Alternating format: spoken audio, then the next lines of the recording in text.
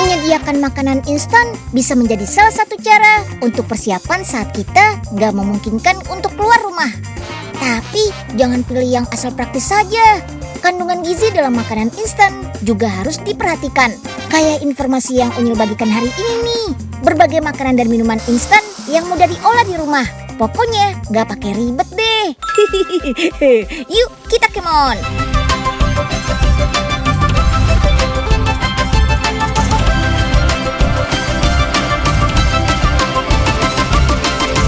Si Unyil, yuk kita kemon. Siapa yang suka makan jamur? Nah, superfood yang punya cita rasa umami ini memang super. Soalnya bisa diolah jadi berbagai macam masakan, juga bumbu penyedap. Udah gitu, jamur juga bebas kolesterol, kayak serat, vitamin, dan mineral. Dan pastinya tinggi protein. Makanya jamur sering dijadikan pengganti daging. Kalau pengen menyantap olahan jamur tanpa repot, nih, Unyil punya masakan jamur kalengan. Istimewanya lagi, jamur dimasak dengan cita rasa tradisional. Ini dia, garang asam jamur kaleng. Yummy! Sebelum bikin garang asam jamurnya, kita panen jamur dulu yuk. Jenisnya jamur merang hitam teman-teman. Jamur ini dipilih karena punya cita rasa yang kuat, gurih, dan gak gampang hancur kalau dimasak. Kandungan gizinya juga melimpah, terutama protein, mineral, kalsium, dan fosfor.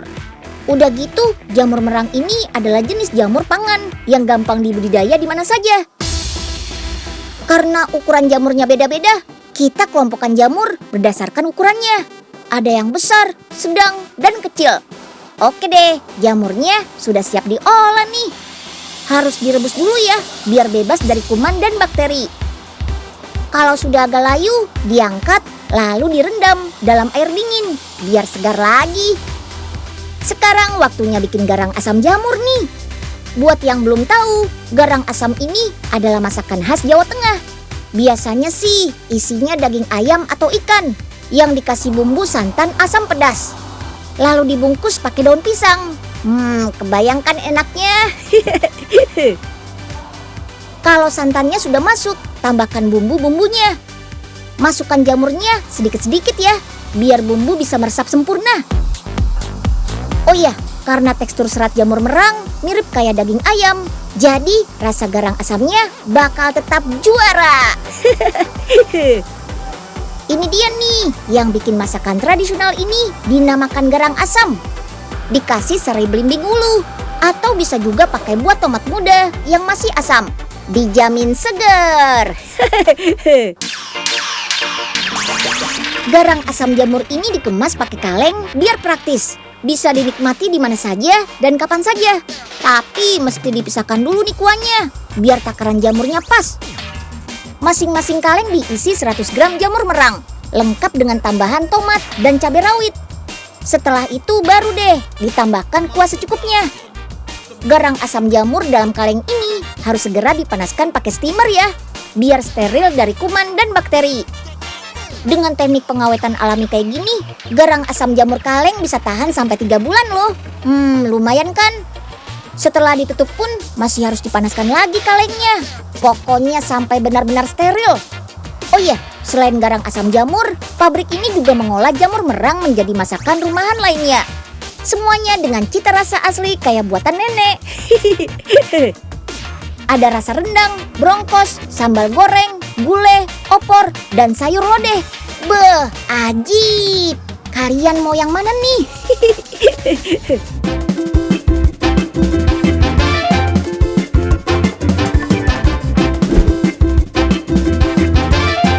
Buat yang doyan pedas, sambal wajib ada untuk pelengkap makanan.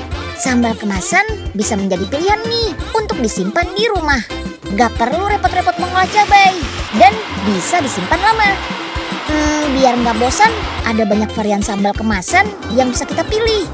Salah satu yang lagi banyak peminatnya, sambal dengan baby cumi ini nih. Langsung saja deh ikut Unyil ke lokasi pembuatannya di Sidoarjo, Jawa Timur. Yuk kita kemon. Sudah pada siap nih bahan-bahan buat bikin sambalnya. Baby cumi ini didatangkan langsung dari Medan, yang dikenal karena kualitas dagingnya gemuk dan padat. Untuk cabai-cabai segarnya harus dibersihkan dulu ya. Mulai dari memisahkan cabai dari tangkainya dan sortir kalau ada cabai yang busuk atau rusak. Dalam sehari rumah produksi yang sudah menerapkan sistem manajemen keamanan pangan HACCP ini bisa menghabiskan 2 kuintal cabai segar loh. Giling cabai sampai menjadi potongan kasar kayak gini. Wah, ngelihatnya aja sudah berasa pedas kan?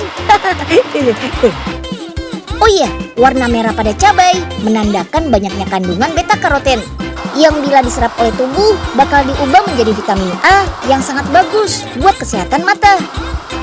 Jangan lupa campur gilingan bawang merah dan bawang putih sebagai tambahan penyedap rasa alami. Sip deh, hasil gilingan cabai langsung dimasak dalam beberapa tahapan. Pertama, gilingan cabai disangrai menggunakan api kecil sampai airnya kering. Hasilnya, cabai jadi tetap higienis dan hasil olahan sambalnya jadi lebih awet deh. Sambil nunggu airnya mengering, siapkan dulu baby cuminya yuk. Goreng baby cumi dalam minyak panas sampai matang dan kering. Sambil dimasak, perlahan cabai disiram sama minyak goreng panas tuh. Aduk terus dan tambahkan deh baby cuminya. Pemasakan sambal seperti ini membutuhkan waktu berjam-jam loh, sampai sambal benar-benar matang. Soalnya sambal yang dimasak kan banyak banget tuh. Jadi suhunya juga harus dijaga terus biar matangnya rata dan sambal bisa tahan lama. Tada! Sambal baby cuminya sudah jadi deh. Mumpung masih hangat, sambal langsung dikemas ke dalam jar plastik tebal kedap udara kayak gini. Tutupnya juga bukan tutup plastik biasa ya, melainkan tutup kaleng stainless steel supaya tetap steril. Sambal kemasan ini bisa bertahan sampai 1 tahun bila kemasan belum dibuka dan disimpan dalam suhu ruangan. Memulai produksi sejak tahun 2009 lalu, produk sambal ulek kemasan ini juga memproduksi berbagai macam varian sambal. Mulai dari yang tradisional sampai sambal khas berbagai daerah di seluruh Nusantara. Sambal kemasan bisa kita nikmati dimanapun dan kapanpun.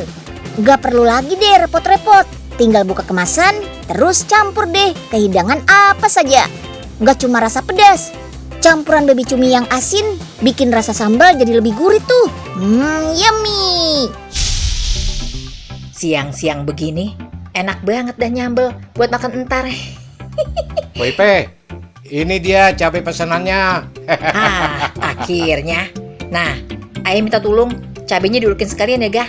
Ntar Ayah bagi dah jatah makan siangnya. Asik, siap po. Aduh, tolong. Kenapa tuh si Oga? Waduh, kayaknya Pak Oga kena cabai tuh, Po. Air, pedas mana banget air? nih Po, mau kau Oga. Pucung gabus.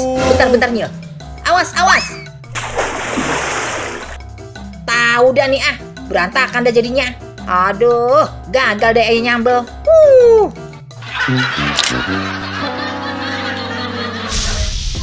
Yuk, kita kemon. Unyil juga punya nih kudapan lezat kayak gizi yang mudah disajikan. Nih, otak-otak rainbow. Kandungan gizinya lengkap loh. Ada karbohidrat dari tepung tapioka, protein dari ikan, ada juga kandungan vitamin dari sayur-sayuran yang digunakan sebagai bahan pewarna. Cocok banget kan disantap sebelum makan berat. Unyil mau main ke pabrik pembuatan otak-otak di daerah Sukabumi, Jawa Barat nih. Yuk, kita kemon. Ini dia bahan utama untuk bikin otak-otaknya, yaitu campuran ikan kuniran dan ikan dori. Ikan yang dihaluskan dicampur dengan beberapa bahan. Salah satunya tepung tapioka yang bikin tekstur otak-otak jadi kenyal. Tuh lihat, ikannya lagi dicampur sama ubi biar warnanya jadi ungu. Warnanya makin nyala deh. Wah, kalau sudah begini malah jadi kelihatan kayak adonan es krim gelato ya. Selain warna ungu, ada otak-otak kuning yang menggunakan ubi oranye sebagai pewarna. Sedangkan untuk otak-otak hijau menggunakan sayur sawi dan bayam yang sudah dihaluskan. Otak-otak yang sudah dicetak selanjutnya harus direbus dulu secara manual. Tuh lihat, ruangan ini isinya deretan kompor semua. Biar otak-otaknya matang sempurna, harus dilakukan perebusan sebanyak 2 kali. Tujuannya buat memastikan tingkat kematangannya rata dan gak ada yang kelewat. Setiap hari pabrik ini bisa memproduksi 1 ton ikan hanya untuk menu otak-otak instan ini loh. Kalau ada otak-otak instan kayak gini, jadi makin praktis kan? Gak repot mancing ikan dulu kalau mau bikin otak-otak. Nah, biar selalu dalam kondisi fresh, otak-otak harus disimpan di lemari es ya. Selain punya cita rasa yang gurih dan lezat, otak-otak warna-warni alami kayak gini mampu memenuhi kebutuhan akan karbohidrat dan protein serta vitamin yang dibutuhkan oleh tubuh kita. Unyil punya resep dari Om Chef nih, cara lain menikmati otak-otak. Yes, dibikin jadi sushi ala negeri Sakura. Ini dia bahan-bahannya. Yuk, goreng dulu otak-otaknya buat jadi isian sushinya. Sereng. Goreng sampai otak-otaknya matang. Biar gampang dibentuk, pakai nasi Jepang atau nasi yang super duper pulen biar sushi gampang digulung. Sip, biar gurih, kasih mayones dulu ya. Habis itu di layer berikutnya, selipkan nori atau rumput laut yang sudah dikeringkan. Next, tinggal jajarin otak-otaknya nih.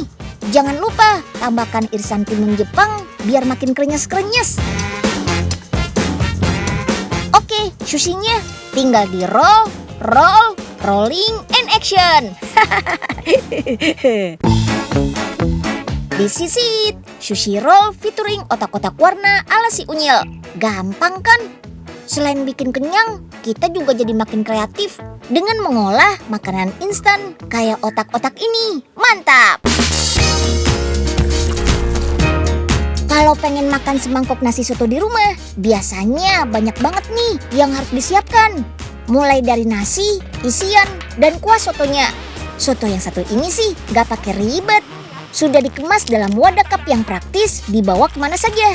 Bikinnya juga gak ribet, tinggal diseduh saja kayak mie instan cup. Apalagi soto instan ini gak pakai bahan pengawet. Wah, kok bisa ya? Kita lihat aja deh proses produksinya. Yuk, kita kemon. Bahan-bahan yang digunakan untuk membuat soto instan sama kok dengan soto pada umumnya. Semuanya asli, gak ada tuh yang pakai perisa buatan. Untuk kuah sotonya beneran dibuat dari kaldu ayam dengan aneka rempah yang biasa digunakan untuk membuat soto. Ada campuran bawang putih, bawang merah, kunyit, dan bumbu dapur lainnya.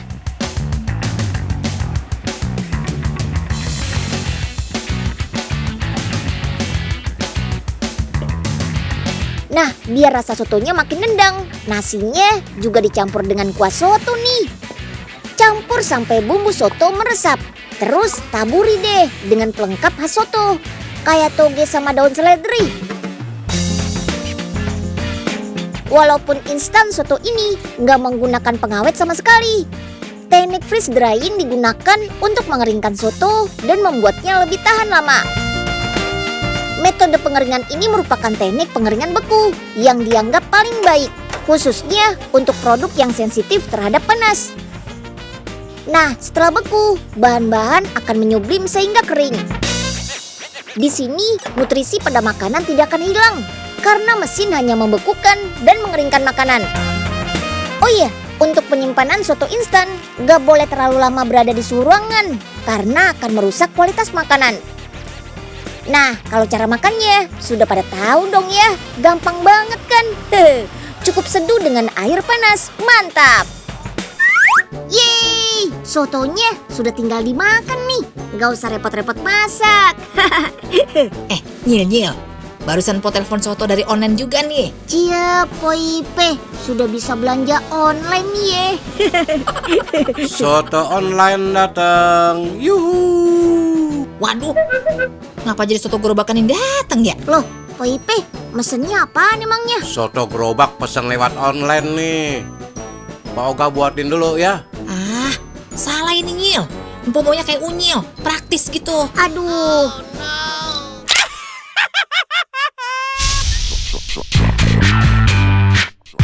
Jeruk lemon merupakan salah satu buah-buahan sitrus yang memiliki beragam manfaat untuk kesehatan. Ada berbagai macam nutrisi yang bisa kita dapatkan, mulai dari folat, magnesium, potasium, zat besi, fosfor, hingga aneka vitamin lainnya. Banyak peneliti membuktikan lemon dapat membantu menurunkan berat badan dan membantu menghilangkan racun dalam tubuh. Kandungan vitamin C-nya yang tinggi juga bagus untuk meningkatkan sistem imun. Makanya lemon sering dijadikan bahan untuk minuman. Kalau sari lemon sudah dikemas dalam botol kayak gini, kita nggak perlu repot meras-meras jeruk lagi deh. Ikut Unyil dulu yuk ke salah satu kebun penghasil buah lemon yang ada di daerah Cisarua, Kabupaten Bandung, Jawa Barat. Ciri buah lemon yang siap panen bisa dilihat dari kulitnya yang berwarna kuning cerah. Selain itu, buah lemon yang siap panen juga bisa dihitung dari usia pohon, yaitu pohon berumur 8 bulan. Makanya, walaupun masih ada yang berwarna hijau, lemonnya sudah siap panen kok. Lemon harus dicuci untuk menghilangkan kotoran yang melekat di kulit buah seperti tanah dan yang lainnya. Setelah bersih, lanjut kita masuk ke tahap penyortiran. Pisahkan buah berdasarkan ukuran dan kerutan berupa bintik pada kulit buah. Untuk lemon yang masih berwarna kehijauan, ada lagi proses pemeraman menggunakan cairan pematang buah alami yang bakal merangsang buah cepat matang. Lalu tinggal diamkan dalam ruang tertutup selama kurang lebih 1 minggu. Tada! Tuh lihat, buah lemonnya sudah matang dan berwarna kuning sempurna kan? Untuk rasa daging buahnya gak jauh beda kok sama buah yang matang di pohon. Malah dengan pemeraman ini, umur simpan buah bisa sampai panjang loh. Sekarang kita lihat proses bikin sari buah lemonnya yuk. Dalam 1 hari, sekitar 2 ton jeruk lemon digunakan untuk membuat minuman sehat ini. Wih, banyak banget. Untuk dibuat menjadi sari lemon, harus disortir dulu ya. Pilih yang tingkat kematangannya pas. Hindari tekstur lemon yang terlalu keras. Selain kadar airnya sedikit, rasanya juga pahit. Sebelum diproses lebih lanjut, cuci lemon dengan air UV sterilizer ya. Berguna untuk membunuh bakteri, bahkan virus yang melekat pada kulit lemon. Gosok sampai bersih ya paman. Belah buah lemonnya untuk memudahkan pengambilan sarinya. Selanjutnya, sari lemon diambil dengan menggunakan bantuan mesin. Oke, kembali saring sari lemonnya untuk memisahkan dari biji dan kulit lemon yang ikut terbawa. Selain tinggi vitamin C, sari lemon juga mengandung 22 senyawa anti kanker loh. Mulai dari limonin yang terkenal ampuh memperlambat pertumbuhan tumor kanker, serta flavonol glikosida yang dapat menghentikan pembelahan sel kanker. Sari lemon harus dimasak dulu nih biar steril dari bakteri. Masak sekitar 3 jam dengan suhu 60 derajat Celcius. Sebelum dikemas, sari lemon harus dicek kualitasnya terlebih dahulu. Pastikan tingkat kasaman dan kadar gulanya sesuai dengan standar yang dibutuhkan. Alright, sari lemon siap dikemas deh. Dengan diproses tanpa bahan pengawet, sari lemon hanya dapat bertahan hingga 6 bulan. Ayo, siapa yang mau sari lemonnya? Nikmati manfaat lemon dengan cara yang praktis.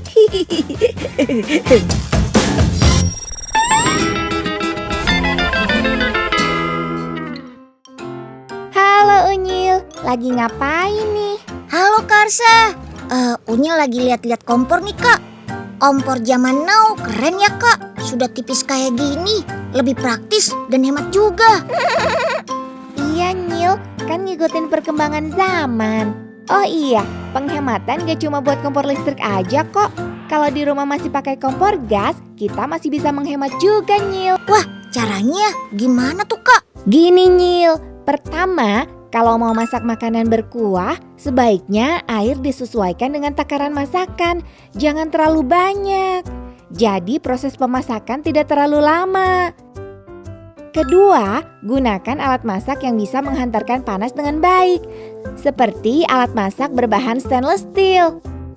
Ketiga, sebaiknya kalau kita lagi masak, gunakan tutup pancinya ya. Dengan menutup panci akan lebih cepat panas sehingga mengurangi waktu pemasakan. Terus terakhir nih Nyil, pastikan api nggak melebihi bagian bawah panci. Api yang terlalu besar nggak cuma bikin penggunaan gas jadi boros, tapi juga bisa bikin panci cepat rusak. Bisa mempengaruhi cita rasa masakan loh. Wah, ternyata hal-hal kecil kayak gitu bisa kita lakukan buat menghemat penggunaan gas juga ya Karsa. Oke deh Karsa, terima kasih infonya ya Kak. Iya Nyil, kalau kita bisa berhemat, hati kan jadi bahagia. Yuk kita kemon. Meskipun zaman sekarang banyak yang instan dan serba praktis, teman-teman harus tetap pintar memilih ya. Pilih makanan atau makanan instan yang kandungan gizinya sesuai dengan kebutuhan kita. Dan jangan lupa selalu cek tanggal kadaluarsa. Oke, sekian dulu informasi dari Unyil hari ini. Sampai jumpa besok.